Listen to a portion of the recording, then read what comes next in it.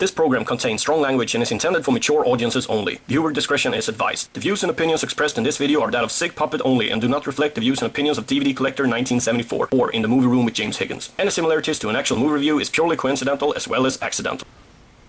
Hey everybody, Zig back for Zig's Negative Reviews. This week we will be destroying the 1979 Muppet movie. Written by Jerry Jewell and Jack Burns, directed by James Frowley, and starring none other than Mr. I'm Better Than You, Kermit the Frog, Her Highness the ever-so-conceited Miss Piggy, an idiotic bear named Fozzie, a long-nosed weird-ass blue guy, and that balls-to-the-walls animal. As if those creepy felt-covered dorks weren't enough, there's also a very long list of humans and other freaks. In this pile of cinematic nonsense, we get to see how the ever-so-cheery so-called entertainers called the Muppets got their start. I know for a fact that the Muppets really got their start under the needle of Jane Henson's sewing machine, but they don't show you that. Poor Kermit. We start here meeting Kermit the Frog in a fictional swamp, all alone when he's approached by a traveling agent. I'm sorry, I have to stop right there. This is one of the most unimportant movies ever made. There is no redeeming quality in a single frame of the so-called classic. I know for sure. I was there. I was in the movie. My scenes were left on the cutting room floor. They threw me out of the set and banned me forever. They took out a restraining order against me as well. Well, back to my negative review of this so-called movie. I'm not giving this thing a negative review because they asked. Actually, they demanded that I leave their happy-go-lucky cult all those years ago. And I'm glad I had the sense to do so too. Not that the restraining order didn't help. Anyway, these Muppets have had 2 different TV shows, not including their snooty city cousins over on Sesame Street, a few movies, and even a stupid-ass cartoon. I have had to sit back and watch these fake-ass backstabbers rake in money hand over fist. And to tell you the truth, the news that there's a Blu-ray release of this turd of a movie is too much for me to swallow. I've had it to the top of my orange bald head. Getting thrown out of the movie was the final straw. Over the years, I have been treated like dog shit by the Muppets and their human friends. Starting with Fozzie. It all started when Fozzie and I tried out for the Muppet Show stand-up comedy. They needed a comic to do a stand-up on their dumbass variety show. We both had a 5-minute set, and afterwards Fozzie was chosen. It's not a huge freaking secret that good old Fozzie Bear is a crony of the ringleader of these rejects, Kermit the Frog, and his bacon-flavored girlfriend, Miss Piggy, who, by the way, makes working with Shannon Doherty or Marlon Brando a walk in the park. Funny kind of related story about Brando. The movie The Score, directed by one of the friends of the Muppets, Frank Oz, Brando refused to take direction from him unless he talked in Piggy's voice. So he ended up only taking direction from Robert De Niro. Anyway, where the hell was I? Oh, yeah. As you can guess, I did not get the part. I later confronted Kermit about it, and he said that Jim and Frank Oz and Jerry Jewell thought I was too filthy-mouthed. Can you believe the audacity of those high and mighty assholes? I went straight to the office and told them what I frickin' thought. Shortly after I accused them of having their hands straight up the Muppets' asses, I was asked to leave. But not before I was able to let Jerry Jewell know just how much of an untalented hack he was.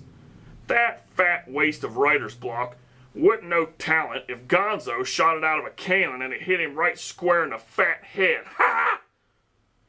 Henson had me escorted to the door, yelling that I would never work in the Muppet Theater again.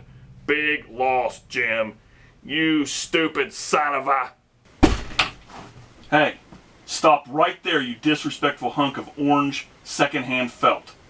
Get the hell out of here! This is my segment. You said I could poke fun and let these people know what I thought of these films. Yep, And I've stood by and I've watched you talk about some of my favorite movies, including Evil Dead, Forbidden Planet, and your last one, The Destruction of Halloween. I've bit my tongue week after week, but this shit stops here. I am not about to stand by and let you defile the memories of the late great Jerry Jewell or Jim Henson. Hey, you have no idea what it was like back then. No, you're right, I don't.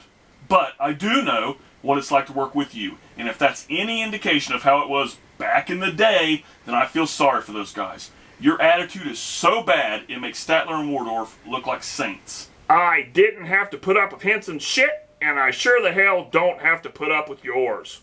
Well, unless you want to go back to living in the dumpster back behind the Wheelersburg Cinema, you will. You can kiss my orange felt-covered butt, and... Dumpster? I'm sorry, and I promise never to say another negative word about these fine, classically trained professionals again. At least not on his channel. Now get out now. I'll try to find it in my heart to forgive you, and if I can, you can start again next week. Now get out of here. I need to see if I can salvage this with a proper review of this classic film.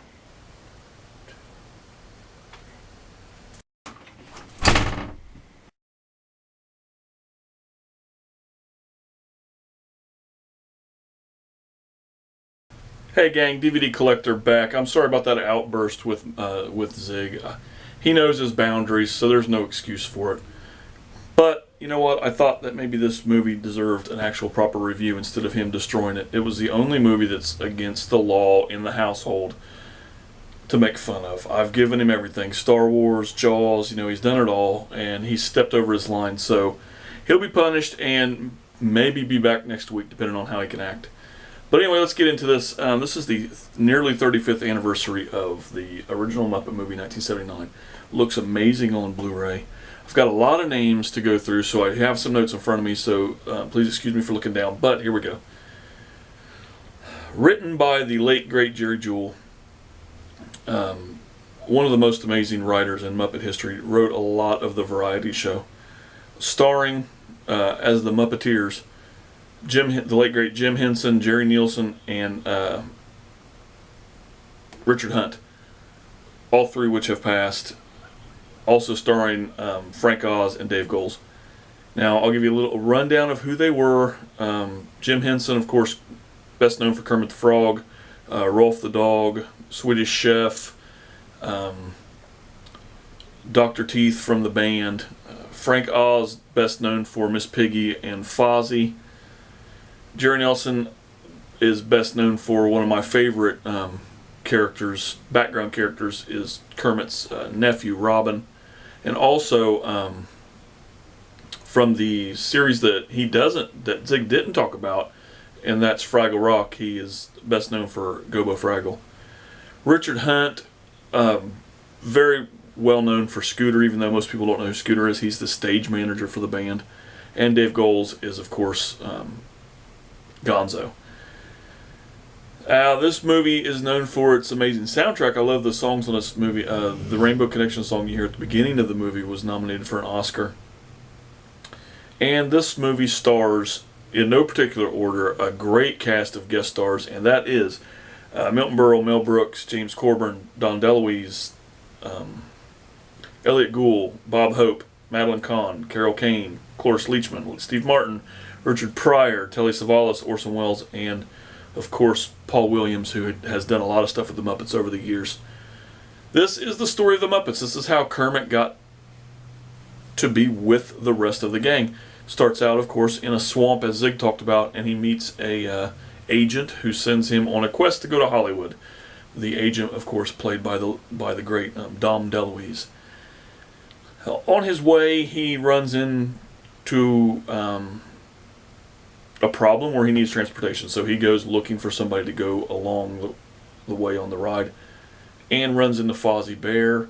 And of course, from that point, they pick up Miss Piggy and Gonzo. We run into Sweetums. We even have a guest appearance by one of the Sesame Street cousins, Big Bird.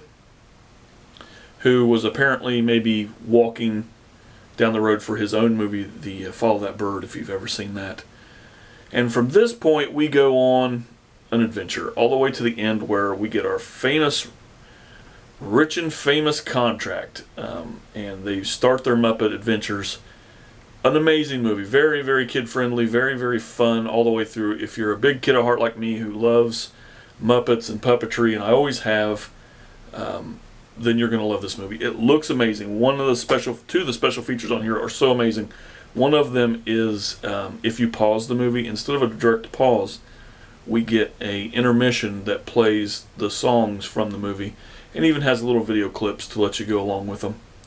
The second special feature, which I really enjoyed, was screen tests for the Muppets, and this is where they had never done any outside work with the Muppets to this point. So they get a camera, and Frank Oz and Jim Henson go out in the real world with their Muppets and film, and it's great. Fozzie's telling jokes to a bunch of cows.